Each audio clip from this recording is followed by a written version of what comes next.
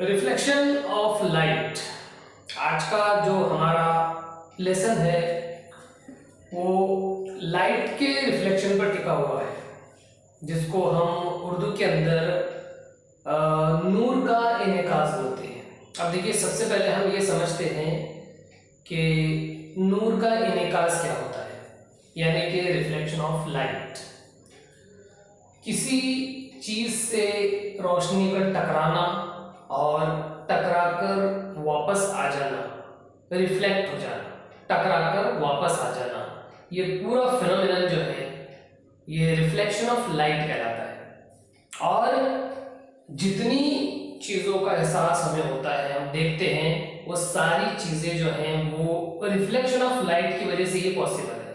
किसी भी ऑब्जेक्ट के ऊपर जो है वो लाइट रेज पड़ रही है, इंसिडेंट हो रही है, और इंसिडेंट होकर जो है वो टकराकर वापस हो रही है, फिर हमारी आईज के अंदर जो है वो जा रही है, और इस तरह से हमको उसका सेंस हो रहा है, उसका एहसास हो रहा है। That is only because of reflection, that is the reflection of light. तो ये रिफ्लेक्शन ऑफ लाइट की वजह से ही जो है हम किसी भी चीज को देख पा रहे हैं। अब इसके बाद हम जो देखने वाले हैं वो ये चीज है कि रिफ्लेक्शन ऑफ लाइट के कुछ रूल्स होते हैं, कुछ कानून होते हैं, और उन कानूनों के हिसाब से ही जो है वो रिफ्लेक्शन ऑफ लाइट होता है। मतलब लाइट टकराकर वापस तो होती है, लेकिन कुछ कानूनों के तहत होती है। ये कानून 3 है, पहला, दूसरा और तीसरा। तीनों कानून हमको देखना है, और इन तीनों कानूनों को समझने से पहले हमको कुछ टर्म्स समझना पड़ेगी, जैसे इंसिडेंट रे, जिसको शुआए वकू कहा जाता है। शुआए वकू, शुआए मुनक्किसा, जिस सतह के ऊपर, जिस सरफेस के ऊपर लाइट पड़ रही है, वो सरफेस जिस पॉइंट के ऊपर पड़ रही है, that is the point of incidence.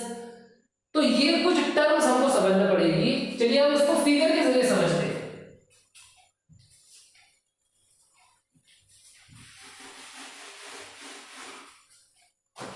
फर्ज कीजिए हमारे पास एक सतह मौजूद है, कोई एक प्लेन है, कोई सतह है, या फर्ज कीजिए कोई आईना है, जिसके ऊपर एक रोशनी की शुआ जो है वो पड़ रही है, इंसिडेंट हो रही है।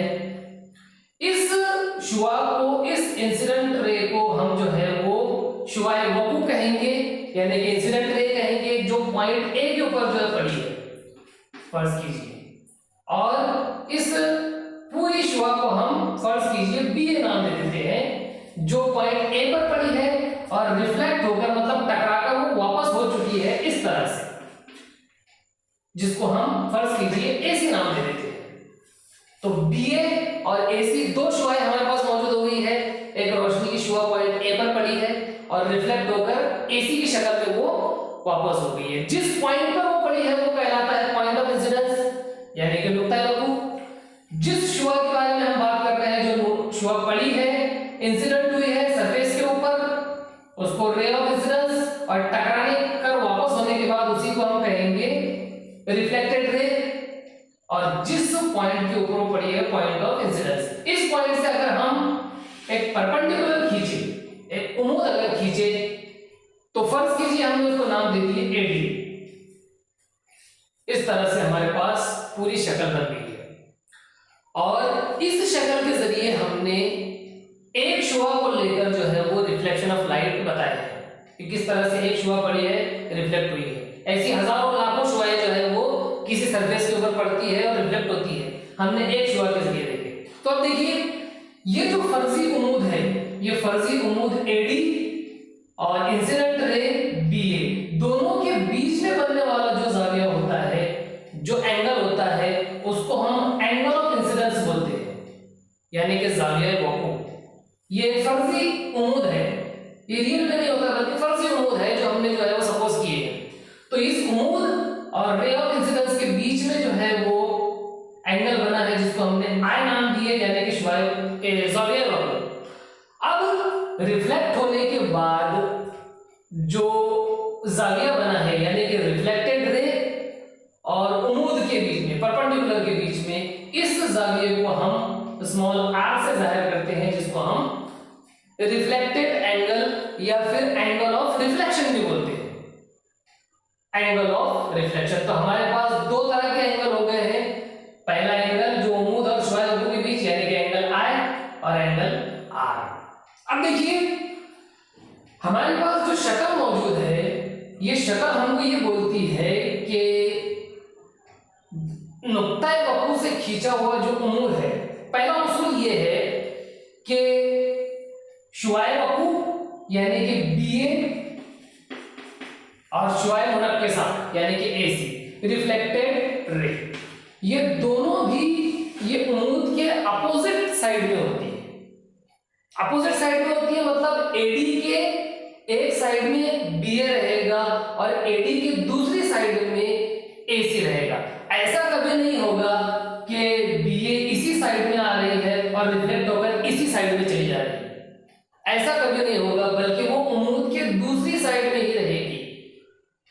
अगर पढ़ने वाली शुआए लेफ्ट साइड में है तो रिफ्लेक्टेड रेज राइट साइड में रहेगी, और अगर पढ़ने वाली शुआए राइट साइड में है तो रिफ्लेक्ट होने के बाद वो लेफ्ट साइड में जाएगी। किसके लेफ्ट साइड में जाएगी? उम्मूद के। ये उम्मूद के यानी परपेंडिकुलर के अपोजिट साइड में रहेगी दोनों शुआएं। ये पहला उसूल है। दूसरा उसूल ये है कि एंगल ऑफ इंसिडेंस हमेशा एंगल ऑफ रिफ्लेक्शन के बराबर होता है। जितना जो है I रहेगा उतना ही R रहेगा।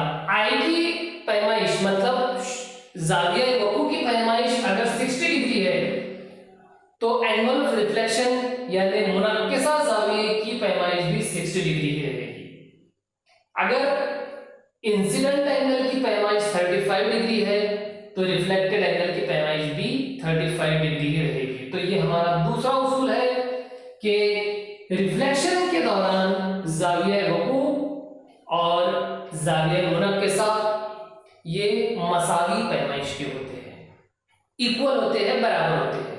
ये दूसरा उसूल। और तीसरा उसूल है कि शुआए वकू, शुआए मुनक्किसा और नुक्ता वकू से खींचा हुआ उम्मूद, ये सारे के सारे एक ही प्लेन में होते हैं, एक ही सरफेस पर एक ही प्लेन के अंदर जो है वो मौजूद होते हैं। तो इस तरीके से तीन उसूल है जो हमने अभी देखे हैं, और ये उसूल जो है ये इनेकास के उसूल है या फिर लॉज ऑफ रिफ्लेक्शन है। रिफ्लेक्शन के उसूल है, रिफ्लेक्शन के कवानीन है, और इन्हीं कवानीन के तहत जो है वो सारा रिफ्लेक्शन होता है। हम रिफ्लेक्शन की स्टडी, रिफ्लेक्शन ऑफ लाइट की स्टडी जब करेंगे तो उस वक्त हमको ये तीनों उसूलों को जो है याद रखना जरूरी है। अब इसके बाद देखिए कुछ टर्म होती है जैसे रेगुलर रिफ्लेक्शन, रेगुलर और इर्रेगुलर रिफ्लेक्शन। रेगुलर रिफ्लेक्शन मतलब हमवार सतह के ऊपर एक प्लेन सरफेस है, वो प्लेन सरफेस के ऊपर एक से ज्यादा शुआएं जो आ रही है, अगर वो शुआएं पैरेलल है, मुतवाज़ी है, तो रिफ्लेक्शन के बाद भी जो है वो पैरेलल ही रहेगी। मतलब उन दोनों का जो एंगल ऑफ इंसिडेंस रहता है वो रिफ्लेक्शन के बाद भी इक्वल रहता है। मतलब दो शुआओं का एंगल ऑफ रिफ्लेक्शन अगर 50 डिग्री है तो रिफ्लेक्शन के बाद भी दोनों का जो एंगल ऑफ रिफ्लेक्शन है वो 50 डिग्री रहेगा। मतलब ये कि इस तरह के रिफ्लेक्शन में एक तरह का नज्म पाया जाता है, मुनज़्ज़म होती है, एक तरह की रेगुलरिटी उसके अंदर पाई जाती है, और एक खास तरह की तरतीब, एक खास तरह का जो है रेगुलरिटी उसके अंदर पाई जाती है। इसलिए ऐसे रिफ्लेक्शन को रेगुलर रिफ्लेक्शन कहा जाता है। और अगर सतह हमवार नहीं है, ऊपर नीचे है, खुरदुरी है, या उसके अंदर किसी तरह की जो है वो प्लेन नहीं है, तो उस वक्त ऐसी सतह में होने वाला जो रिफ्लेक्शन है, सपोज इस तरह की खुरदुरी कोई प्लेन है जिस पर जो है रिफ्लेक्शन हो रहा है रैंडम बेतरतीब, तो इस तरह के बेतरतीब रिफ्लेक्शन को, गैर मुनज़्ज़म इनेकास को जो है हम इर्रेगुलर रिफ्लेक्शन कहा जाता है, जिसके अंदर जो है वो दो या दो से ज्यादा शुआएं जब आ रही है तो उनके अंदर बनने वाले जो जाविये होते हैं वो जावियों के अंदर रेगुलरिटी नहीं होती, किसी तरह का नज्म नहीं होता, वो इक्वल नहीं होती। तो इस तरीके से हमने जो है वो रेगुलर रिफ्लेक्शन भी देख लिए, इररेगुलर रिफ्लेक्शन देख लिए। उसके बाद जो है हमने इनेकास के 3 उसूल देख लिए, और ये 3 उसूल बहुत इंपॉर्टेंट है। ये आगे की क्लासेस के अंदर जो है वो बच्चों के लिए बहुत इंपॉर्टेंट है। जब 11th 12th के अंदर जो है बच्चे लाइट की स्टडी करते हैं तो उस वक्त जो है ये कवानीन का इस्तेमाल किया जाता है। तो इस तरह से इस वीडियो के अंदर जो है हमने आपको ये बताने की कोशिश की है कि रिफ्लेक्शन ऑफ लाइट जो है वो किन उसूलों के तहत